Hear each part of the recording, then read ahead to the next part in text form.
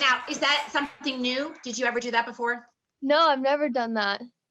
I've not had much ballet training, so this was cool because like I've never really understood how to use my muscles, especially in like sautés and stuff. So that even helps me, and I know this is built for younger age, so I thought it was cool. Let me tell you something. Thank you. And again, thank you for saying that. It's the same. If you're doing it right, it's all the same. It's mechanism. There are very few mechanisms for many movements. Really rotate your hip knobs, right? Turn them out like jar top, mason jar tops. Really resist those vacuum packed, rotate those tops. Now, push through the heels. Do you see how she's now rotation, initiation with your legs? Rotate. Start coming in, sip the milkshake. Start moving them. Turn out, now come up and row your boat at the same time. How hard was that? Okay. That was really hard. My legs were burning. They're on fire. Oh, okay. Well, now inner thighs, I hope. Where in the legs? Let's be really specific. Yeah. Pacific. Inner thighs. The dancers who make the simple steps challenging do the challenging steps well. It's the simple things that are the hardest. The problem is we're not giving them enough attention. I didn't realize how hard it was for me to coordinate. But bringing the arms and the legs in at the same time was really difficult for some reason. Exactly. Let's not ever mistake simple for easy. I hope you heard that. Simple's never easy if you're doing it right. That's where we kind of get the disconnect there. If you're learning dance from the beginning, the way it's meant to be taught, you're learning body awareness, because that's at the root of every genre. You can only get better if you go back to the root of where everything starts. I'm so proud of you for being willing, right? If you want to fix something, guys, you got to be willing to look. If you want to make a difference, do something different. It's not the feet. If you think releve is in the feet, that's why your heels are dropping. You want better point work? Get out of your feet. Point work is not about the feet. That's the final product. It's everything else, right? And the problem is we focus on the thing that really isn't where it's starting from. That was incredible. Like I felt such a different rotation than I've ever felt before. And the stress wasn't on my ankles. It was like sitting right under my booty. Fluffy butt department. Oh, yes. I was just going to say that I felt it a lot in my inner thighs. I'm a person that struggles with turnout, and especially with releves, I find it like lifting in my heels rather than thinking higher up. So the big picture was interesting for me. Congratulations. I just love that. Guys, I'm loving everything you're saying. Compress your wings, Delaney. Parallel your legs first, a little bit parallel when your wings are up. Get your wings higher, parallel. Stay in releve. Now compress even more into turnout. Higher head and heels. So you're climbing on higher rungs of your ladder. Every time you press, you're going up more of the rungs of the ladder.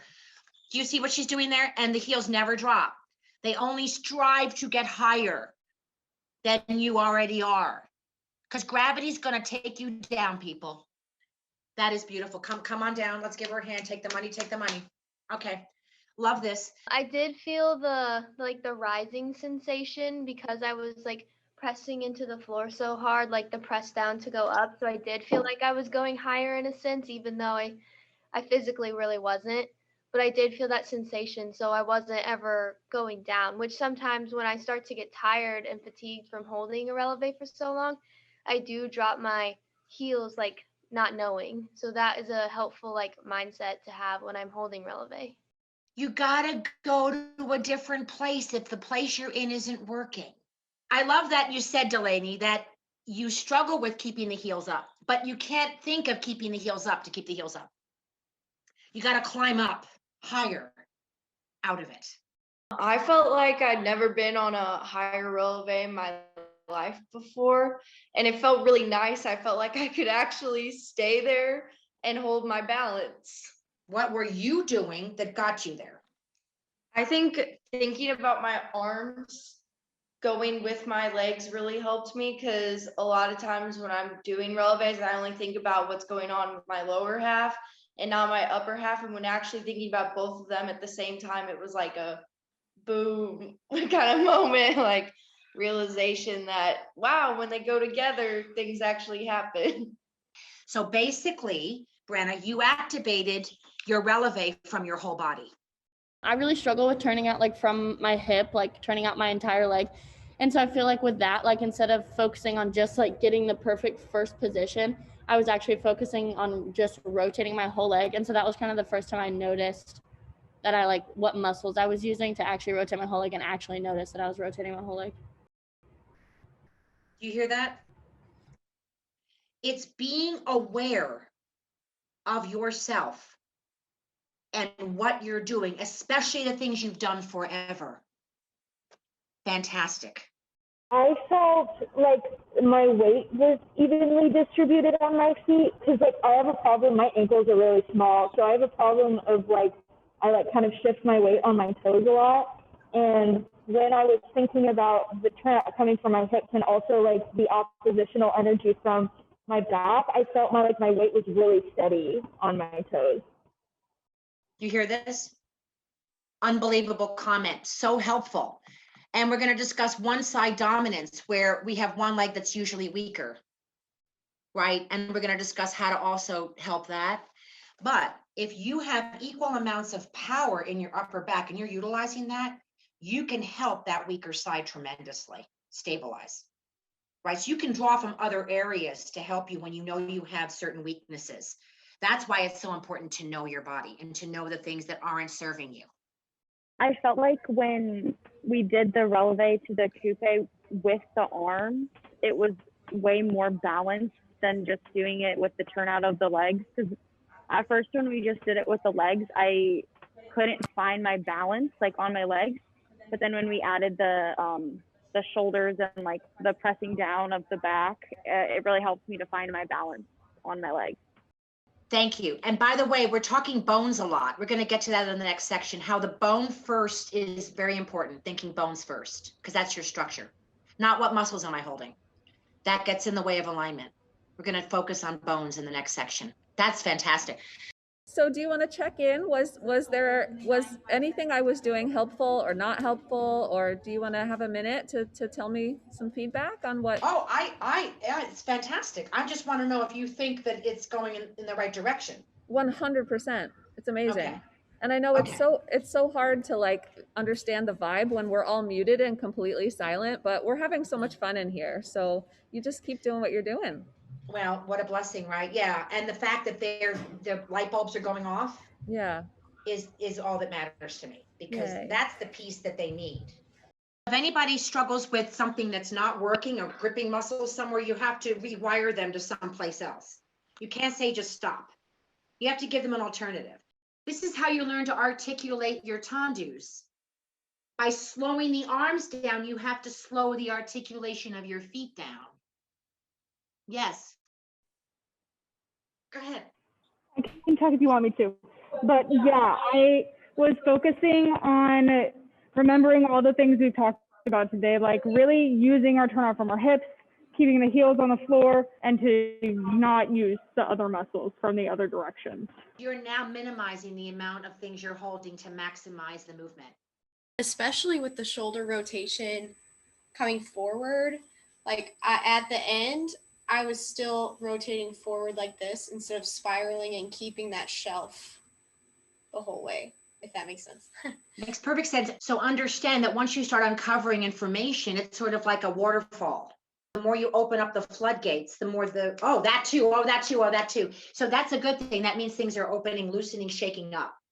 I feel like this time around, I could actually really feel the muscles because I could let go a bit more, like you said in the beginning, and feel them. I feel like I was using more of like the muscles in my leg and less of just my foot. Like it felt more like my body was one unit than it was just my feet are doing all of the work. You are no longer going to rise with your feet. You are going to rise with the whole leg. Wings compress, shoulders still climb, spine spirals up. That's how you're going to turn from now on. And it's going to be amazing. The spiral spine, it makes my spine feel like miles long. So I feel like I'm really sending my tailbone down into the ground so that I have more stability to like pull in opposition. Never miss an opportunity to resist your wrists. Resist your wrist. Never miss an opportunity to make your hands heavy. Now let's talk about spot. Spot. You have a right spot and a left spot and a right head and a left head. When you push your right shoulder back, you have to have something in the opposite direction. So I like to call the right shoulder the left head, because it's the same thing we said about stretching elastic bands. You have to pull one thing one way and one thing the other way. So if you're not bringing your head back all the way every time, you're not going to get it. Yes, Jamie. I'm feeling like I'm falling backwards. So do you have any tips about that? Because I'm trying to press Yes. the air down, but I feel that I'm going backwards as I'm doing it. I need to kind of take a look at you then. Let me see what you're doing. Okay. What? Wait a minute. Am I hallucinating? That was the first time that happened well, so that was fortunate timing. That clicked for you. That was gorgeous. Did you feel how amazingly lined up you were? Yeah, and it wasn't luck and it wasn't by surprise or mistake. You just had everything lined up. Michaela, you really, Lizzie, I could see the power of both of you. Oh, Lexi, are you guys feeling that? Shelby, my girl. Woo! Whoa. It's Shelby. You know. Shelby, do you feel good about yourself? You really should. I mean, I caught that, lady. Yeah, you go. I do. Because Yeah. during midterms, Miss Jan said, I need power, I need push. And so now I'm like, I understand. Wow, finally. So yeah, thanks. I'm so happy. Once your body feels the movement of it, it can create it on a smaller level. But you have to get it big first for the body to say, oh, I know what that is. Then it keeps it as you minimize the movement. Now we're going to face front. This is the tricky part. Now you have to really watch yourself that you always do a quarter turn before your head gets to move at all. Right? Leave it the whole way. Leave it longer than you think you need to. That's right, Jenna. Nice single. Good. That's it, Jamie. That was beautiful, Jenna. Beautiful, Lexis. Now, I'm going to check in with all of you. Lexis, are you compressing as much as you can? I feel like I'm doing it more at like the top, but I'm not doing it as much like once I'm finishing the turn. Yes, that's exactly what I'm missing. Okay, guys, the toothpaste does not continue to come out unless you keep squeezing. So if you want to keep going up, you got to keep squeezing. I've got something to say. Please, Hannah. So normally when I like turn, like I feel like my upper body is like the one that like makes me fall like out of my turn, but like by pushing down it gave my like the right like tension and like the right muscles to use to be able to like keep myself like straight up instead of like my body normally like, and also my head, like I normally like lean back, but by like using like pressing down the air, it made me like push my upper body like more on top of it instead of like sinking down. The Yeah. wings are helping you feel what the teachers are always telling you. They're always telling you this, right? But it's like, how do I do that? Once you do this enough, you can do it without having those arms. Your body will remember it. That's the muscle memory you want, right? The muscle memory that gives you dynamic movement, not the one that keeps you locked. It takes longer, but it is the key. I really liked the whole compression thing because it really helped me with my shoulders, keeping them down, but also thinking about like pushing up through like my supporting legs. And it just really was nice opposition to think about when turning. I really like that. Thank you so much. Elijah, try to find some, if you can see your eyes, it's great. If not, find something right at eye level. Ah, did you feel it, Elijah? That was magical. Magical. It was excellent. Excellent. Keep going. Okay. I did ballet at the studio I worked at, but they put me in the advanced class, so I had no clue what was happening at all. But they were like, just get taller, like doing pirouettes. I didn't know what that meant. And the way you explained it today really like helped me understand. I feel like I understood a lot better how to like get taller. I just want to say that I've seen some of these students, the students that I do know in this class, like Leah in particular, I've never seen her stand taller than she has, especially in this third class. So you know, sometimes it's humbling as a teacher to like, well, why couldn't I do that? Why couldn't I make that change? Yes. But like releasing that ego and seeing them make really great corrections with you has been so rewarding. And I've seen it all throughout all 3 classes. So thank you.